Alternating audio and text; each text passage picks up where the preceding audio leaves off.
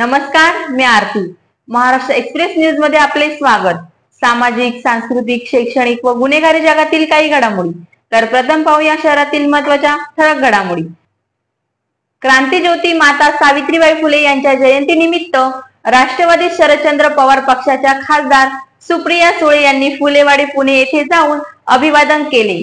त्याचबरोबर शिवसेना उपनेत्या सुषमा अंधारे यांनी कविता सादर करत सावित्रीबाई फुले यांना अभिवादन केले.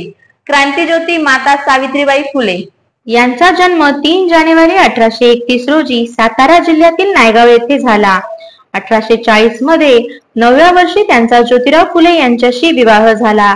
स्त्रियांवरील होणारे अन्याय, सर्व क्षेत्रात स्त्रियांवर असलेली बंदी या विरोधात लढा उभा करत त्यांनी 1848 मध्ये पुण्याच्या भिडेवाड्यात मुलींची पहिली शाळा सुरू केली. 1849 मध्ये मुस्लिम महिलांनाही शिक्षित करण्यासाठी शाळा काढली. गर्भवती, बलात्कार पीडित महिलांसाठी बाल हत्या प्रतिबंधक गृहाची स्थापना केली. पुढे 1873 मध्ये ज्योतिरावांनी स्थापन केलेल्या सत्यशोधक समाज संस्थेत महिलांच्या त्या प्रमुख बनल्या.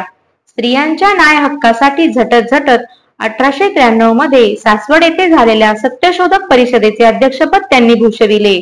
अशा खडतर परिस्थितीवर मात करून स्त्री शिक्षणाचे जाळे विणणाऱ्या माई सावित्रीबाई फुले यांना अभिवादन करताना सुप्रिया सुळे म्हणाल्या, आज संपूर्ण महाराष्ट्रात, देशात क्रांतिकारी दिवस, सामाजिक परिवर्तनाचा दिवस असून क्रांतीज्योतींनी त्या काळी त्यांच्यावर जो अन्याय झाला तो त्यांनी झेलला नसता तर कदाचित माझ्यासारख्या असंख्य मुली शिकल्या नसत्या. त्यामुळे आम्ही तुमच्या समोर जे उभे आहोत ती मोठी ताकद क्रांतीज्योती सावित्रीबाई फुले यांची आहे. अशा प्रकारे पुणे फुलेवाड्यात उत्साहात क्रांतीज्योती माता सावित्रीबाई फुले यांची जयंती साजरी करण्यात आली. त्याचप्रमाणे माई क्रांतीज्योती सावित्रीबाई फुले यांच्या जीवनावर आधारित कविता सादर करत सुषमा अंधारे यांनी देखील अभिवादन केले.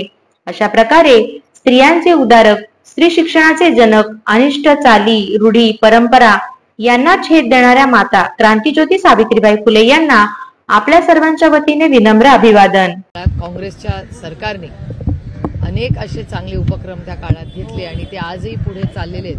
हे मनापासून त्याचा आनंद आणि समाधान वाटतं. आज बाबा आढावांच्या माध्यमातून आम्हाला प्रार्थनाही म्हणायची संधी मिळाली. त्यामुळे आजचा हा दिवस संपूर्ण महाराष्ट्रात आणि देशात एक क्रांतिकारी दिवस, एक सामाजिक परिवर्तनाचा दिवस, जिथे माझ्यासारख्या महिला जर क्रांतीकाईंनी क्रांतीज्योतींनी जर त्या काळात शिक्षण किंवा त्यांच्यावर जो अन्याय झाला तो झेलला नसता तर कदाचित माझ्यासारख्या असंख्य मुली आज शिकल्याही नसत्या. त्यामुळे आज जे तुमच्या समोर उभे आहोत त्याच्या मागे एक खूप मोठी ताकद ही क्रांतीज्योती, महात्मा ज्योतिबा फुले, आंबेडकर आणि आंबेडकर साहेबांचे या सगळ्या मोठे जे नेते होऊन गेले, ते सुपुत्र होऊन गेले, ही भारताची रत्न होऊन गेली. त्याच्यामुळे आज आम्ही हा जो मोकळा श्वास आणि समतेची भाषा जी आम्ही बोलू शकतो आज, त्याच्या मागे या सगळ्या लोकांचं, या थोर नेत्यांचं खूप मोठं योगदान आणि त्याग राहिलेलं आहे. ऐक ऐक लेकीबाई काय सांगते रमाई, ऐक ऐक लेकीबाई काय सांगते रमाई, देह साहेबांचा झिजला इथल्या पीडितांच्या पायी. ऐक ऐक लेकीबाई, ऐक ऐक लेकीबाई काय सांगते जिजाई, जिजाईचा तान्हा शिवबा महती गातो या ज्योतिबा.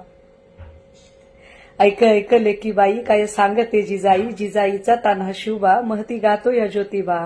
ज्योतिबाची सावली साऊ, ज्योतिबाची सावली साऊ, साऊ चाग आम्ही लेकी, जपू विचारांची बांधी लकी. ऐक ऐक लेकीबाई.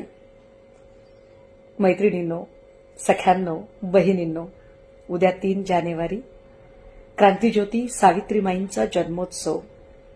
तुमच्या माझ्यासारख्या असंख्य लेकी, बहिणी बोलू लागल्या, लिहू लागल्या, वाचू लागल्या. राजकारणी, डॉक्टर, इंजिनियर, शिक्षिका, लेखिका, तत्वज्ञ, संशोधक, प्राध्यापिका सगळ्या क्षेत्रामध्ये लौकिक कमवू लागल्या. आपल्याला लिहिण्या वाचण्याचं बळ दिलं ते मा सावित्रींनी. चला आपल्या तर या होत्या शहरातील महत्त्वाच्या ठळक घडामोडी. अशाच काही घडामोडी पाहण्यासाठी आमच्या चॅनलला लाईक, शेअर, सबस्क्राईब करा आणि बेल आयकॉन दाबायला विसरू नका. आमचे एकच ध्येय, आम्ही तुमच्या सोबत. तर पुन्हा भेटूया याच ठिकाणी, याच वेळी. तोपर्यंत धन्यवाद.